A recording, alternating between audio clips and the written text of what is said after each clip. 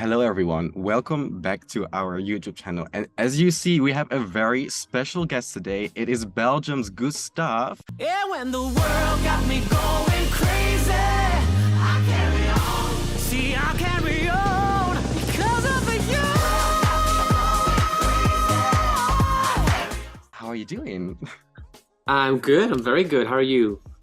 I'm doing fine. Yeah, busy with all the Eurovision stuff, but I'm absolutely loving it. And I think Yuri is too. Very busy, but Eurovision, I make always time for that. So it's the Oh, most beautiful thing in the world. yes, it is. It truly is. Absolutely right. So, How, Gustav, I guess you're very busy right now. You've been to a lot of pre-parties lately. You've been to one last weekend. Yes, in And Madrid. we have saw some of your staging elements. And before you've told already that the staging will be different from the one at Eurosong at the final. You've said that it will be more dynamic and energetic. And in the video clip, we also saw some clear queer elements. hmm How will that be translated on stage in Liverpool? Well, the idea of the visuals will be maintained throughout the performance on the Eurovision Song Contest. So we will actively incorporate elements of drag culture and elements of ballroom culture. And there will be a bit more interaction between those visuals and what is happening on stage. Yeah, I think for me, just even when I did the national final, I really wanted to create a platform for also other forms of art that are part of queer culture, because of you is literally about celebrating people who brought you to a place. So it only feels natural for me to not make that whole performance just about me. It feels very normal to make that performance about us as a people. And that's really something I really take pride in, and actually really I'm very focused on portraying that in on the stage in Eurovision. so are we going to see a drag queen in your performance or? Well, I can't tell you. I would love to spill the tea for both of you, but I have to keep a relationship with the national broadcaster, and they would have me killed, and there would be blood on your hands. So let's just not do that right now. But there will be some surprises up my sleeve. I'll tell you that. I think we are both very excited.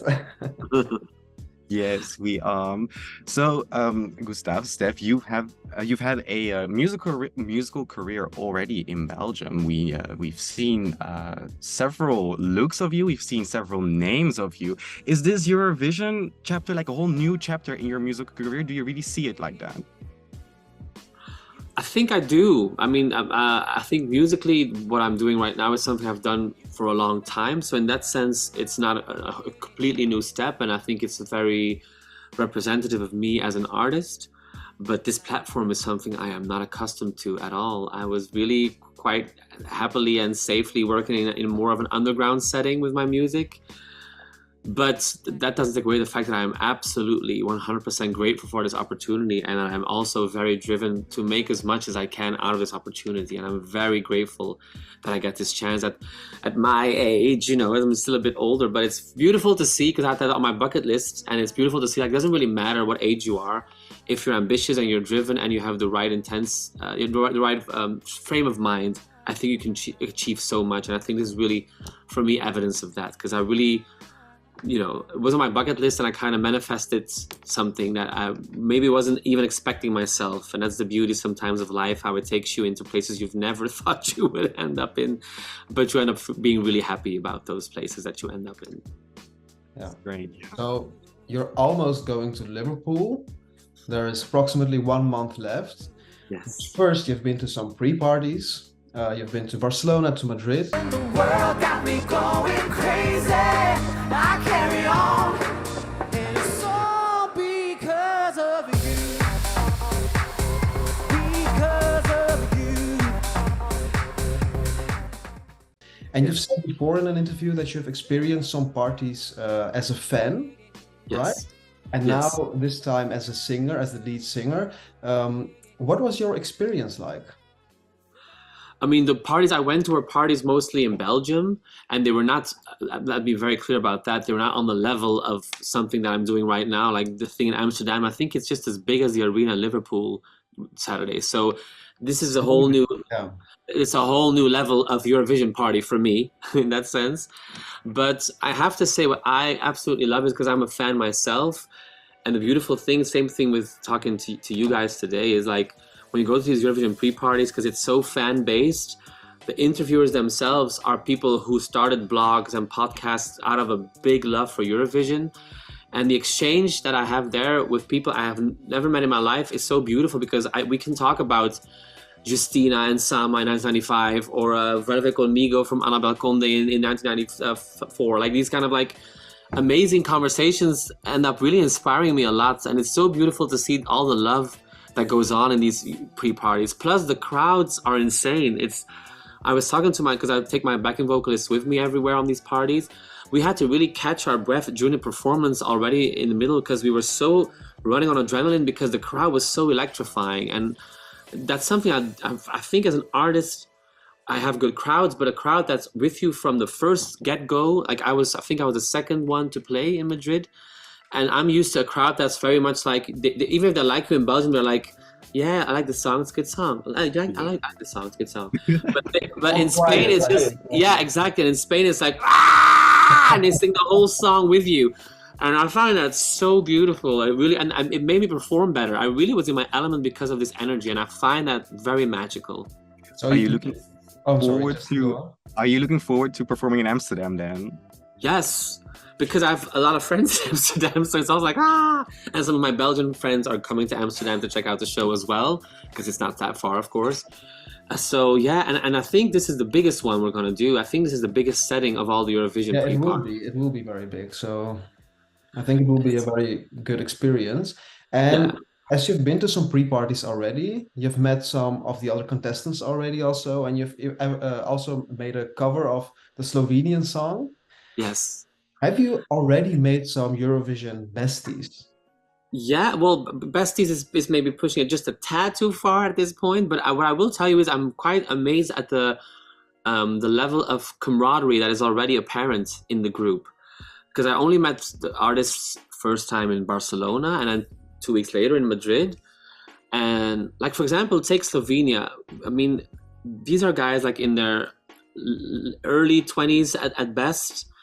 I'm in my early 40s, and I have no business talking to these little boys, but they are just so sweet, and they really, I feel a bit almost like a fatherly figure in a sense, because they're really like, they're asking me questions, and they've been singing my song, and they've been posting them on my stories and stuff. It's been so beautiful, and I just wanted to return the favor for them. Like, you've been supportive of me, let me do something for you to show that I have the same appreciation for you. And yeah, same with someone like Mimi Cat from Portugal is someone, for some reason, I just gelled with easily, and we don't talk particularly about the festival. We talk about our lives and about our experiences as musicians. So it's quite special, I have to say, and I think it's probably because we're all going through a similar experience, and I think that creates a tendency to like go to each other and to like lean on each other a little bit.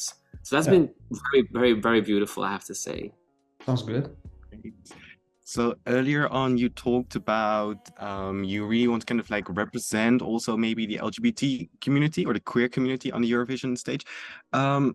Would you say that that's actually also really your goal on performing on the Eurovision stage, apart from winning, obviously?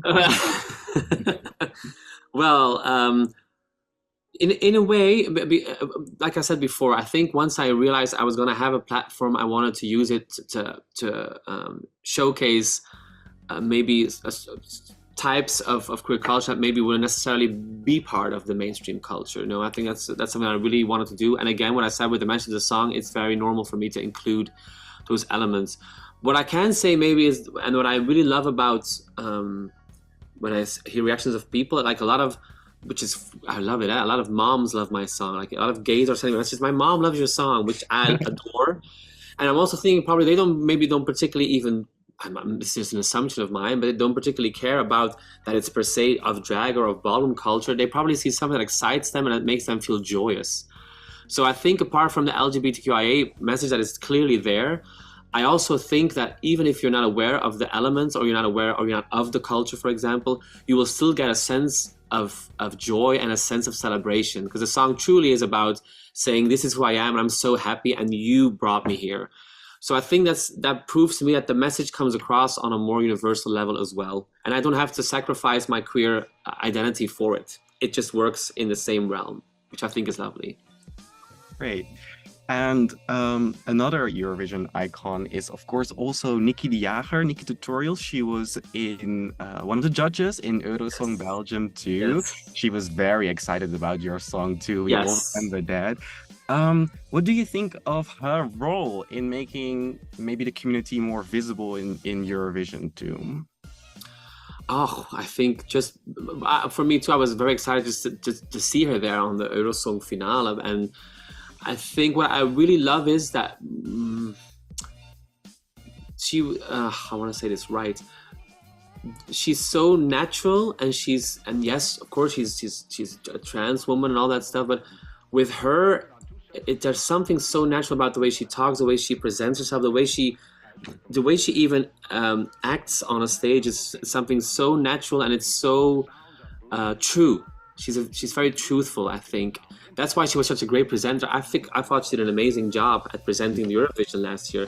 And I think it's because she's very authentic. And I think, yes, she's trans girl and she represents the community, but I think a lot of people will actually love her even more because of her, just because she's who she is, basically. And I think that's a very rare quality, that you have someone who, I think she's someone who can unite a lot of people by just being herself. And that's what I really see when I look at her. So yeah, I don't know her, but I felt nothing but warmth when I talked to her. And then when she talked to me and she gave me a hug, I was really like, oh my God, I love her so much. So yeah, I really love her. Yeah, so the Eurovision is about warmth, spreading love. That's, for me, in any case, the most important thing about Eurovision. Of course, the music as well. And as we've talked about the pre-parties, they were fun, and Amsterdam will be fun as well, I'm sure of that. But in 1 month, there will be a competition, because Eurovision is still a competition. And you're in the second semi-final between two ballots, Cyprus and Estonia. Do you feel comfortable in between those places and in the semi-final? Comfortable is a word I would not describe when thinking about semi-final too.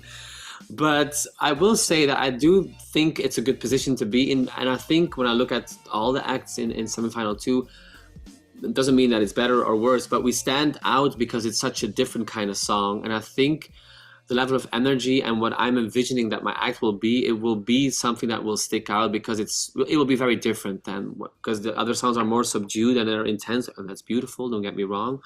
But because it's right in the middle of those two songs, it will stand out, I believe. And yeah, for me, I want to do everything. For me, I was a bit worried when I just started working on this after I won the national final. So many questions had to be answered, and I had to tell myself that I had to create a performance where I really thought of everything and looked at all my options while creating it. So when I get to Liverpool, I can focus on performing instead of worrying, should this have been done, should this have been done, that should be dealt with. And I think that's something that I think is very important for me for semi-final too, because I do believe that it ain't over till the fat lady sings, meaning I think that's actually what happened to me on the national final as well. I think a lot of people only understood the song and the message and who I was as a performer once they saw me on the stage. And I think there's been a tradition in Eurovision, as you know as well, how everything can change the night itself. So I do believe that is something smart. That's a good strategy for me to maintain, meaning trust in the performance and don't let anything else distract you. But by creating something that's finished, you won't be distracted by something else. You just have to focus on performing. So I take it very seriously, the competition, for sure. I think that's a good thing. And as you said, comfortable is maybe not the right word to describe this semi-final. But I think, of course, you've listened to most of the songs, maybe to all of them already. Yes, I did. There are some sure qualifiers in this semi-final. Who would you say that would be? Yeah, I think someone like for semi-final one, there's a lot of acts in there where I'm like, yeah, it would seem weird if they wouldn't pass. Like Loreen, it would be very strange if she would not get. I'm a big fan of her, right? I'm a huge fan of her, and I met her in Madrid. And what was she like? She was so nice. Because I had this. Let me show you. I had this bag. This is my it's like a Gustaph bag, and she went straight for the accessories. Like, where is that bag from? Like, great, we can talk about accessories. Love it. So we were talking about fashion and talking about some Belgian designers, and then I got to the point where I could say I was a big fan, and then she gave me a very big hug. So I was very, very, very, very touched by that. Yeah, she's lovely. So voila, that's Loreen. Sorry, but I think there's a lot of in semifinal, a lot of artists that I think will go through. I think in our semifinal too. I mean, I love Austria. I think that song is so quirky and fun. But again, what I have to say as well, and same with favorites. I think we have to keep in mind that everything is gonna be dealt with once we see the staging and we see the performances.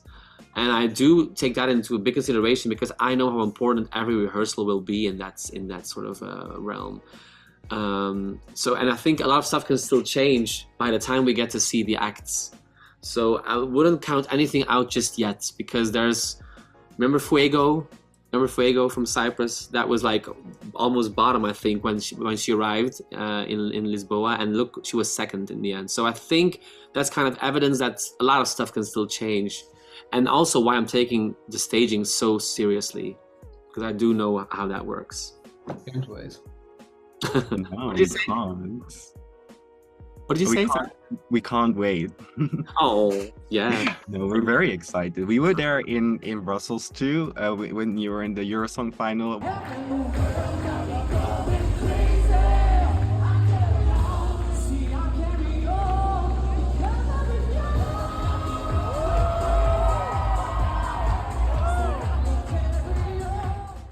We were already hyped up back then, so we are very curious to see what you're going to bring to Liverpool. Oh, you guys were so sweet. I really want to thank you for being so supportive and being, yeah, I really appreciate that. Really, really do. Of course. So, it is actually not your first time on the Eurovision stage. We all know that. You've been a backing vocal in 2018 and 2021, if I'm not mistaken. Yeah, correct. So, as Senek, Matter of Time is one of my all-time Eurovision favorites. I just wanted to ask quickly, how do you look back at that experience?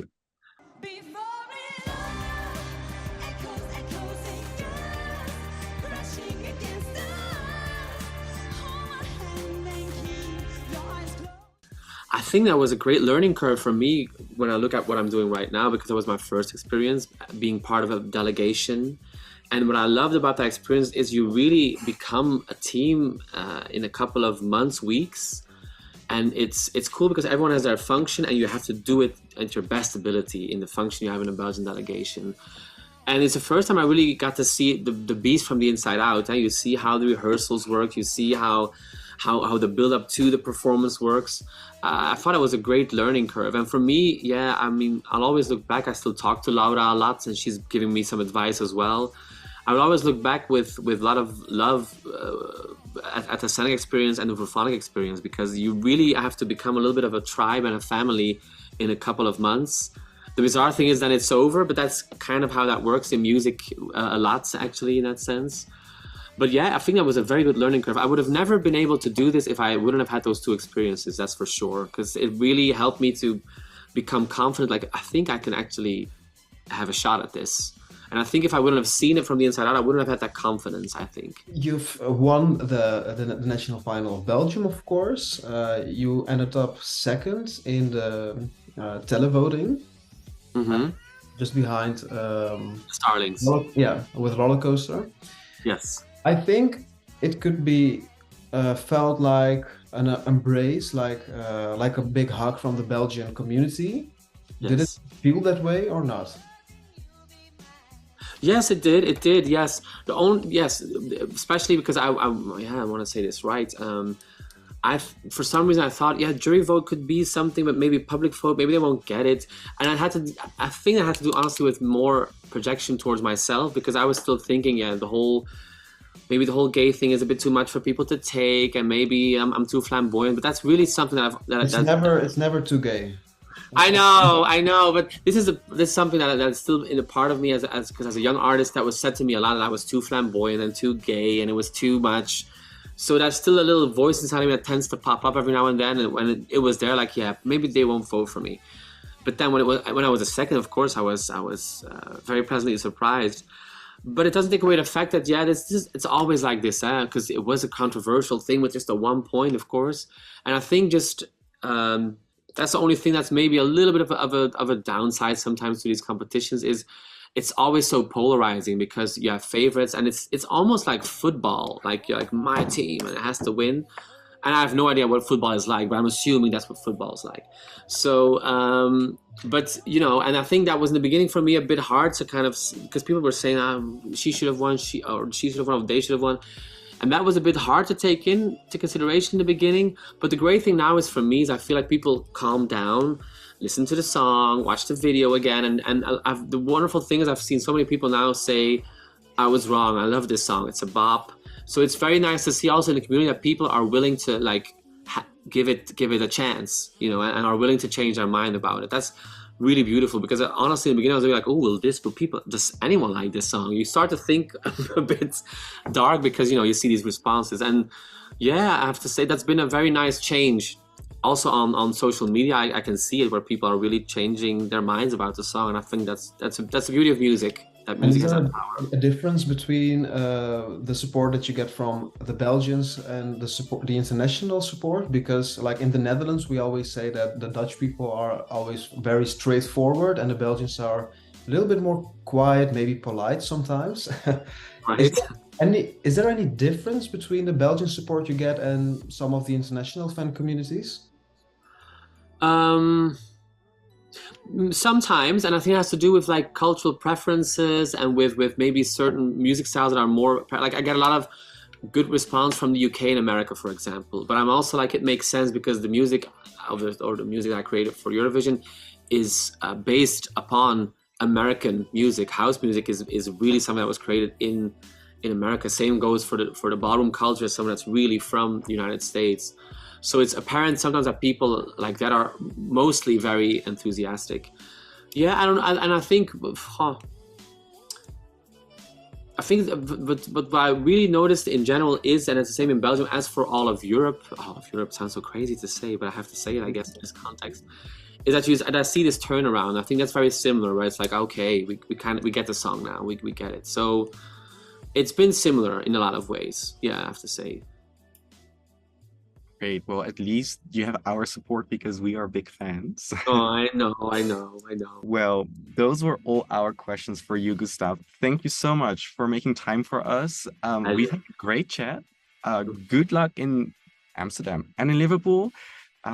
Yes, and we are already big fans.